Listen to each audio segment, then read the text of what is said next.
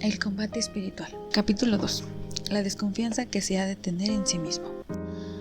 La desconfianza en sí mismo es sumamente necesaria en el combate espiritual, que sin esta cualidad o condición no solamente no podremos triunfar contra los enemigos de nuestra santidad, sino que ni siquiera lograremos vencer las más débiles de nuestras pasiones.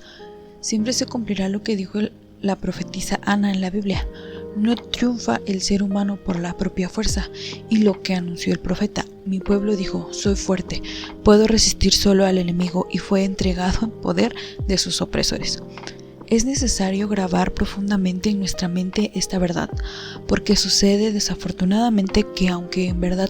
no somos sino nada y miseria, sin embargo tenemos una falsa estimación de nosotros mismos, creyendo sin ningún fundamento que somos algo, que podemos algo, que vamos a ser capaces de vencer por nuestra cuenta y con las propias fuerzas. Este terror es funesto y trae fatales consecuencias, y es efecto de un dañoso orgullo que desagrada mucho a los ojos de Dios. Y si lo aceptamos, se cumplirá en cada uno lo que cuenta el salmista: yo creía muy tranquilo, no fracasaré jamás, pero alejaste, oh Dios, tu ayuda de mi lado, y caí en derrota y opresión. Tenemos que convencernos que no hay virtud ni cualidad ni buen proceder en nosotros que no proceda de la bondad y misericordia de Dios, porque nosotros mismos, como dice San Pablo, tenemos que convencernos que no hay virtud ni cualidad ni buen proceder en nosotros que no proceda de la bondad y misericordia de Dios, porque nosotros mismos, como dice San Pablo, ni siquiera podemos decir por propia cuenta que Jesús es Dios. Toda nuestra capacidad viene de Dios, pues Dios es el que obra en nosotros el querer y el obrar. Por nuestras solas fuerzas, lo que somos capaces de producir es maldad, imperfección y pecado. La desconfianza es sí mismo un regalo del cielo, y Dios la concede en mayor grado a las almas que tiene destinadas a la más alta dignidad, hasta que puedan repetir lo que decía aquella famosa mujer de la antigüedad, Santa Hildegarda: de lo único que puedo tener absoluta seguridad en cuanto a mí misma es de mi pavorosa debilidad para pecar y de mi terrible inclinación hacia el mal. Un camino. Dios lleva al alma hacia la desconfianza en sí misma, permitiendo que le lleguen tentaciones casi insuperables, caídas humillantes, reacciones inesperadas que aparezcan en su naturaleza, unas inclinaciones inconfesables, y dejándola por ciertos tiempos en una tan oscura noche del alma que hasta para decir un Padre Nuestro siente fatiga y desgano, de manera que se llegue a adquirir la convicción de la total impotencia e incapacidad para caminar hacia la perfección y la santidad si el poder de Dios no viene a ayudar.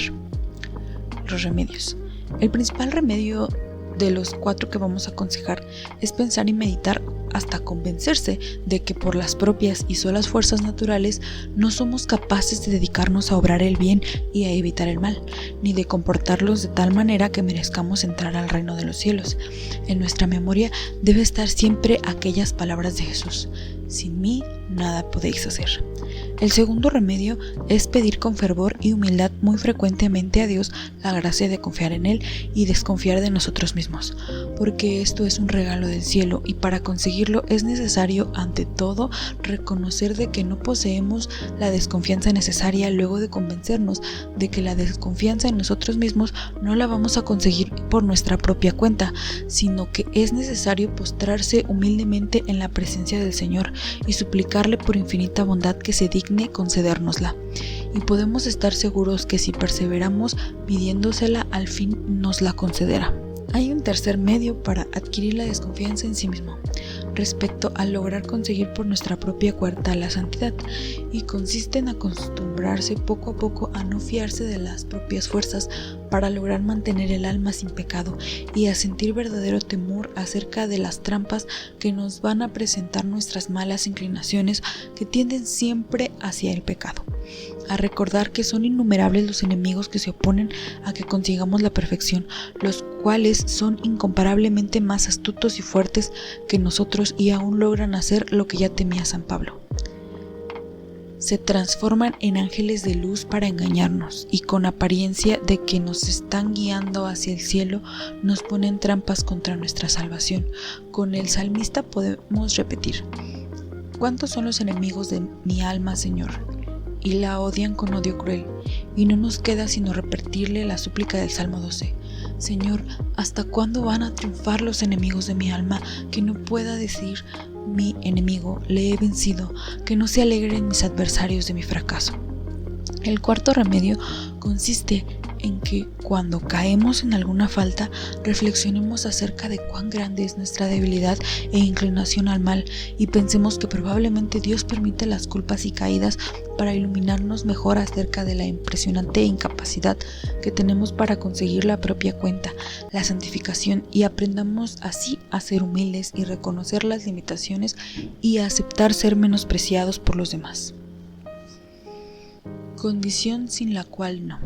Si no aceptamos que nos desprecien y nos humillen, no conseguiremos jamás la desconfianza en nosotros mismos, porque ésta se basa en la verdadera humildad,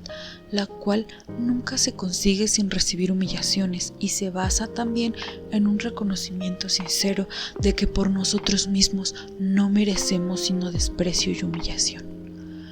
No aguardar para cuando sea demasiado tarde. Es mejor ir aceptando las pequeñas humillaciones que nos van llegando a causa de las debilidades y miserias de cada día, y que no nos suceda como a las personas muy orgullosas y creídas que solamente abren los ojos para reconocer su debilidad y malas inclinaciones cuando les suceden grandes y vergonzosas caídas.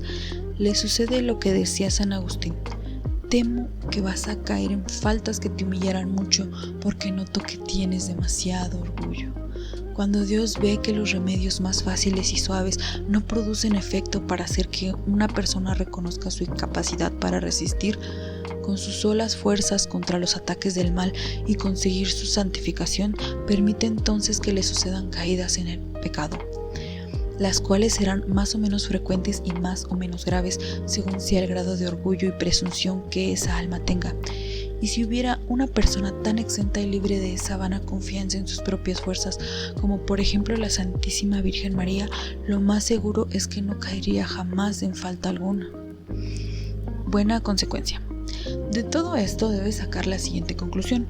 que cada vez que caigas en alguna falta, reconozcas humildemente que por tu propia cuenta, sin la ayuda de Dios, no eres capaz ni siquiera de fabricar un buen pensamiento o de resistir una sola tentación, y le pidas al Señor que te conceda su luz e iluminación para convencerte de tu propia nada y de la necesidad absoluta e indispensable que tienes de la ayuda divina. Y te propongas no presumir ni pensar vanamente que por tu propia cuenta vas a conseguir la santidad o la virtud, porque si te crees lo que no eres y te imaginas que podrás lo que no puedes, seguramente seguirás cayendo en las mismas faltas de antes y quizá hasta cometas aún peores.